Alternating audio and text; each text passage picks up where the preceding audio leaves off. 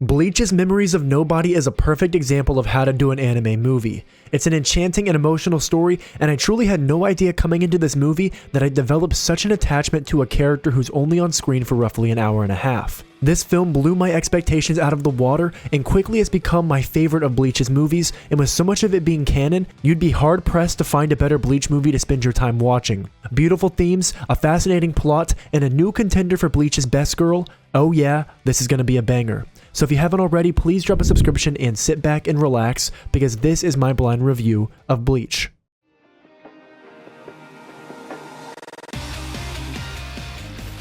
Within the opening moments, we're juxtaposed with two very different scenes. Within Serate, the Research and Development Institute is monitoring abnormality within the Dongai and the expanding space of the two worlds, and this plays a central conflict within this story, but that's not where the story shines. The story shines in the emotional elements and storytelling. This movie really makes you feel for the characters, and it has you invested into the slice of life feel this film takes on. When we're brought to the human world with beautiful autumn weather, we see a familiar sight: Ichigo and Rukia engaging in Soul Reaper activities, killing hollows, performing Kanso, the whole nine. I loved this familiar feeling to the story. It's simple and it brings us back to the beginning where life was much more normal for Rukia and Ichigo. And if this is their version of normal, then that says a lot about what happens throughout the rest of the manga, but I digress. Rukia and Ichigo are eventually drawn towards a large amount of Ryatsu, and they find ephemeral ghost-like looking entities all en masse and gathered around the station. With our two Shinigami and myself confused at what these entities are, we're presented with a new character to the story as we see a Shinigami cut through these white figures. This Shinigami who cuts through the blanks is named Senna, and with the color scheme and face of Rukia and the hair of Renji, her appearance right away jumped out to me as Kubo's first attempt at designing Ichika, and my god, she really steals the show. Not only does she have an amazing tornado-based ability of sorts, but her release command is bring them to the twilight. Holy shit, that's awesome. I truly didn't think I could get this attached to a character only present in the movie, but Senna proves me dead wrong. With the blanks being defeated, our Shinigami begin to question Senna, who doesn't seem to know much about herself outside of her name. Hell, she doesn't even know her squad number, and at this point I started to slowly piece together the name of the movie along with Senna's lack of memory. As Rukia heads back to the Serate and Ichigo now left to monitor Senna, Ichigo of course is separated from her and eventually is found by Toshiro and Rangiku, who bring Ichigo to Urahara to explain what in the hell is going on. With amazing illustrations reminiscent of Rukia, we learn that a new dimension was formed, and subsequently due to its growth it acts as a lens between both worlds and connects them, and that it seems to be intentionally done by someone. Along with that, Urahara discusses that within the Dongai some souls are lost and become blanks and wander aimlessly and create something known as the Valley of Screams. These blanks are separated from their memories, and their memories merge into one entity and return to the human world, and the entity formed is known as the Shininju. I was really intrigued being able to hear more about the Valley of Screams that's brought about within the 1000-Year Blood War, and Ichigo even references he's gone there, which gives this movie a canonical feeling in retrospect, and there's even more to discuss on my headcanon later. I genuinely never get sick of poor artwork for explanations within Bleach, and it sure as hell is helpful for explanations of somewhat convoluted subjects such as this. Immediately when hearing of the Shininju, I speculated that it was Senna, and despite being correct, theorizing this early didn't take any of the emotional weight out of her character or her moments. In fact, it aids to her intricate development as she goes about living out a normal life and day with Ichigo. Having seen Hellverse prior to this movie, I was expecting a plot full of non-stop conflict and action, but the bulk of Memories of Nobody takes place with developing Senna's character and seeing the world through her eyes. Watching these feel-good moments within Ichigo and Senna, it made me feel happy and connected to the story, and as much as I love action-packed movies, I genuinely preferred this style of movie for Bleach. With Ichigo and Senna exploring the city, very quickly we learn that Senna loves heights, and her reason for loving heights is that everything of the world feels so small up there. She feels so human despite not having consolidated memories. Part of her knows instinctively that all anxieties and stresses, they feel so much less intense while looking down on the town.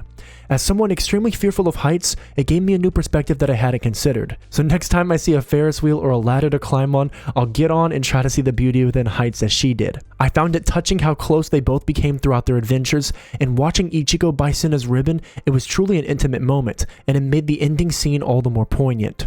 I was fully invested in both of them, and it made me quickly forget that there was even a central conflict going on within the Valley of Screams, and the Shininju and the blanks, which is a testament to how perfectly done this slice of life portion of the film is. We're quickly brought back to some brief conflict within Senna being almost captured in a graveyard, but due to Ichigo, our girl Senna wasn't taken.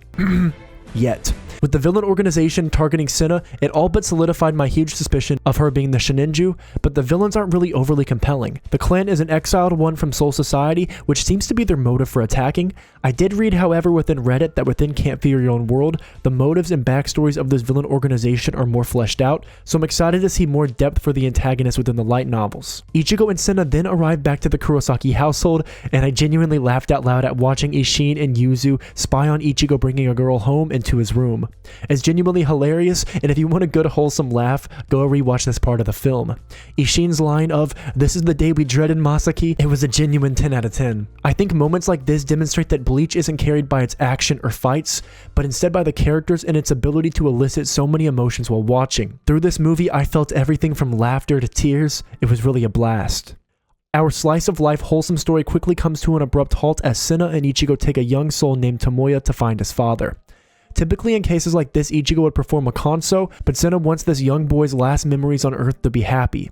With this boy on Ichigo's shoulders, they travel around the city looking for the festival the father and son were supposed to go to, and it's honestly really sad to think about. Often within Bleach, we see young kids as souls, but I somewhat intentionally forget that these young children actually passed away. It's really dark to think about, but Senna expressing so much empathy towards a young lost soul and made this moment feel much lighter. There's a beautiful irony within Senna helping lead this lost soul around, with her being lost in her own right.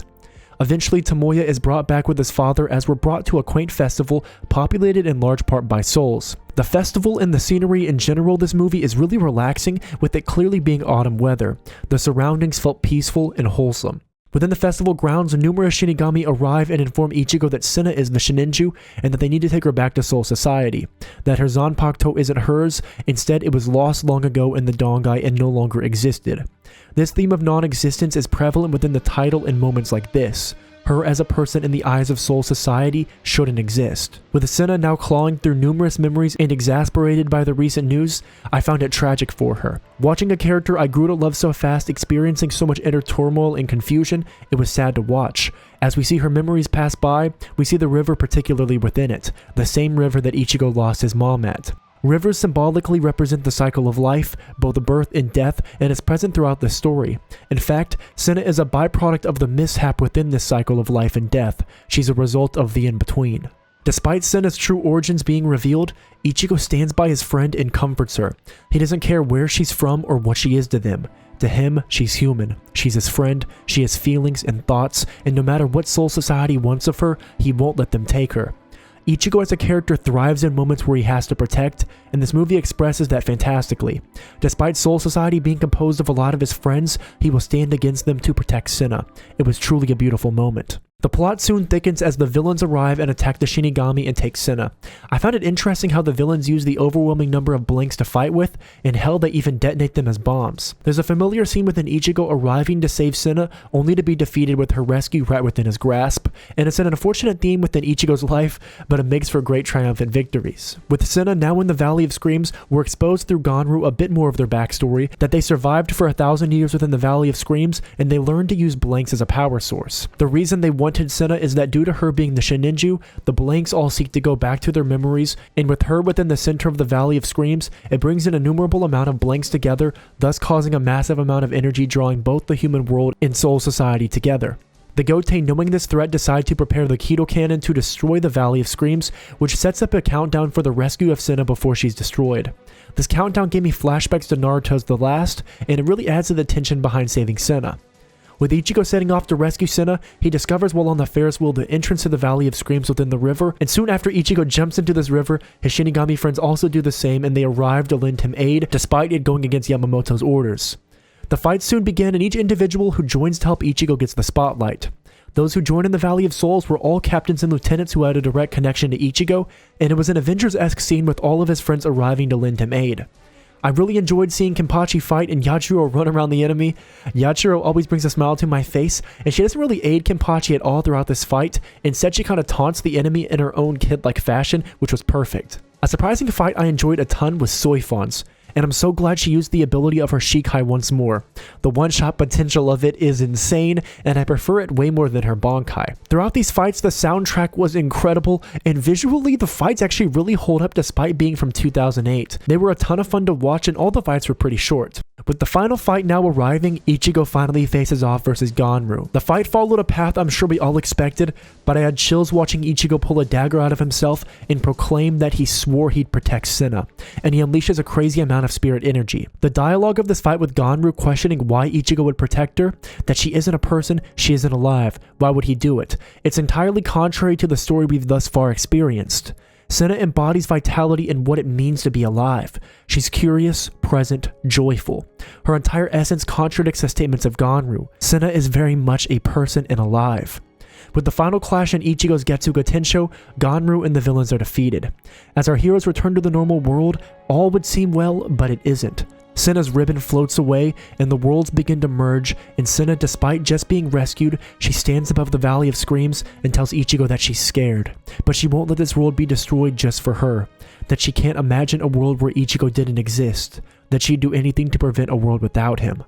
Senna then begins to glow as she uses the energy of the blanks to return both worlds to normal, and tears slowly started to come for me. Despite being a Shininju, she embodied humanity. She loved this world and those in it, and she did everything in her power to protect it. She protects this life she only recently came to know, and even though we've only known this character a short time, she impacted the story far more than I could have remotely anticipated. With Senna slowly starting to fade away, Ichigo then brings her to the gravesite she wanted to go to, the gravesite of her family. Senna knew her family lived in this town and that her name would be on the gravestone. With her vision blurred, she asked Ichigo if her name was there, and it wasn't. But Ichigo wanting to grant her peace, he tells her that her name is here, that she belongs.